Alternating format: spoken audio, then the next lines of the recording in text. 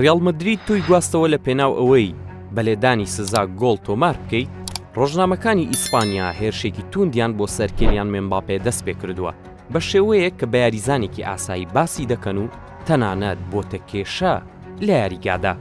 یەکێک لەو ڕەخنانی لە مێمباپێ دەگیرێت ئەوەیە کە لەم وەرزەی خولی ئیسپانیا تەنها یەک گۆڵی لە یاری کراوەدا تۆمار کردووە، ئەویش بەهۆی هەڵی بەرگریکارانی ڕیاڵ بیتسەوە بووە. بەڵام سێ گۆڵەکەی تری بەلێدانی سزا تۆمار کردووە و بەو یاریزانە دەڵێن ئایا ڕیاڵ مەدرید تەنها لەبەر ئەوە گرێبەستی لەگەڵ تۆدا کردووە کە بەلێدانی سزا گۆڵ تۆمار بکەیت؟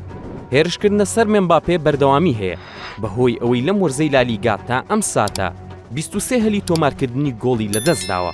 ئەوەش زۆرترینە لە نێو سەرجەم یاریزانانی خولی ئیسپانیا.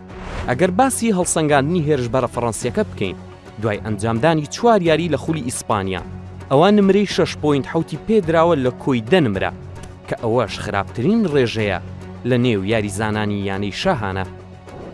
ڕیاڵ مەدرید 150 ملیۆن یۆرۆی وەک پاداش بە مێمباپێ داوە بەرامبەر گرێبەستکردن لەگەڵ یانەکەیان، جگەل لەوەش خاوەنی زۆرترین موچەیە لە خولی ئیسپانیا.